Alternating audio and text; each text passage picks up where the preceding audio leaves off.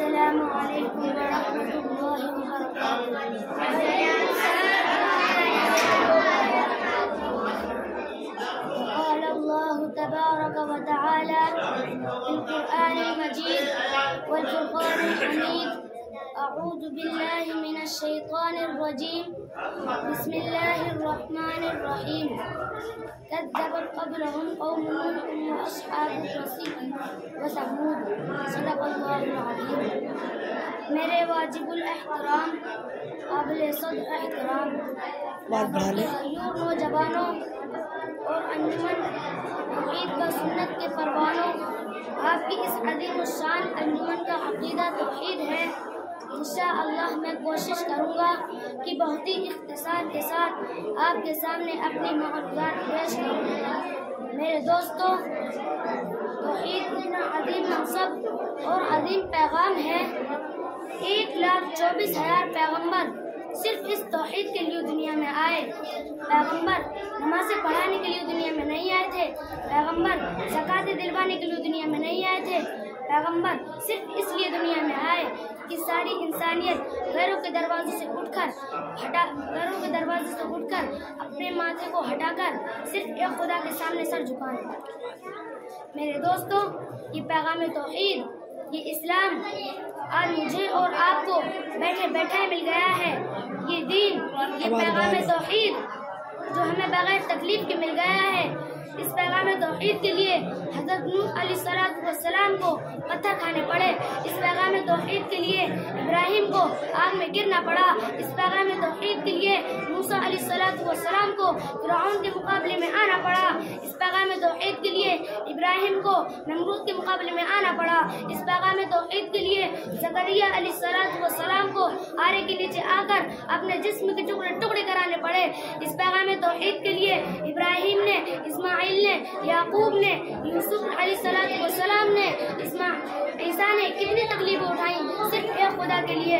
मेरे दोस्तों, हर कौम की जाहिलियत ये कहती है, हर कौम का मादा परस्त, जाहिलियत परस्तार दिमाग ये कहता है कि इबादत के लायक पत्थर है, सजदे के लायक पत्थर है, मुश्किल कुशा के लायक अल्लाह के अलावा कोई गैर है, हाजत रवा खुदा के अलावा कोई और भी है। मेरे दोस्तों, 1,24,000 अंबिया ने उन मुश्किलों से बगावत की और बगावत के जुर्म में पैगम्बरों को घरों से निकाला गया, पैगम्बरों को आरे से चीरा गया, पैगम्बरों को टुकड़े टुकड़े कर दिया गया, पैगम्बरों को बस्तियों से निकाला गया। लेकिन 1,24,000 पैगम्बरों में से कोई नबी ऐसा न था कि जिसने फांसी के डर से, जिसने आरे के डर से, जिसने तलवारों के डर से, जिसने बच्चों की यतीम होने के डर से अल्लाह के तौहीद के पैगाम को छोड़ा हो। कोई पैगम्बर ऐसा न था, कोई शख्सियत ऐसी न थी। अंबिया को कुएं में डाला गया, अंबिया को घरों से निकाला गया। जुर्म क्या था अंबिया का? क्या वो कहते थे ला इलाहा इल्लल्लाह, अल्लाह के सिवा कोई माबूद नहीं? दोस्तों, इलाह का माना सिर्फ माबूद नहीं जो तुम किताबों में पढ़ते हो, अल्लाह के सिवा माबूद कोई नहीं। सिर्फ माना नहीं बल्कि इलाह का माना मुश्किल कुशा है, इलाह का माना हाजत रवा है, इलाह का माना बिगड़ी बनाने वाला है, इलाह का माना मुख्तार कुल है, इलाह का माना कश्तियों को पार कर देने वाला है, इलाह का माना बच्चियां देने वाला है, इलाह का माना बच्चे देने वाला है, इलाह का माना दुख दूर करने वाला है, इलाह का माना पैदा करने वाला है, इलाह का माना सारी इंसानियत को रिस्क देने वाला है, इलाह का माना दिलों के अंदर सुकून पहुंचाने वाला है।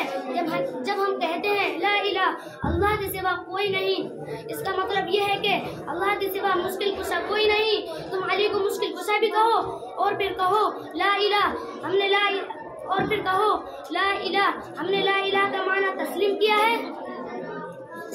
जब हम कहते हैं इसका मतलब ये है कि ला मुश्किल कुशा, ला हाजत रवा, ला बिगड़ी बनाने वाला, ला मुख्तार कुल, ला हर जगह मौजूद, ला आलिमुल गैब, कोई नहीं इला अल्लाह मगर अल्लाह। अस्हाबुर रस का वाक़या। मेरे दोस्तों, एक जगह कुरान में जिक्र आता है अस्हाबुर रस का, आपको इसका माना पता नहीं है। तवज्जो करें, रस अरबी ज़बान में कुएं को कहते, रस अरबी ज़बान में कुएं को कहते हैं। अस्हाबुर रस का माना है कुएं वाले। ये कौन थे? कुएं वाले कुरान ने इनका वाक़या बयान किया है। एक जलील कद्र पैगंबर थे जिसका नाम था हंज़ला सफ़वान। ये बड़े जलील कद्र पैगंबर थे। ये कई सौ साल अपनी कौम को तौहीद सुनाते रहे। माश की पानी की मुश्क भरने वाला गुलाम कई सौ साल के बाद उनके हाथ पर कलमा पड़ा। बाकी पूरी कौम पैगंबरों के दुश्मन थी, सिर्फ एक गुलाम ने कलमा पढ़ा। पैगंबरों ने उसको तरबियत की। पूरी कौम तंग आ गई कि इसका तौहीदी पैगाम आगे न पहुंच जाए। मैं अपनी बात को यहीं पर खत्म करते हुए तेरा अटकना जी बंद नहीं होगा, तेरा मरेगा मेरे हाथ से, पटक पटक के मारूंगा, कमीन कहीं क्या।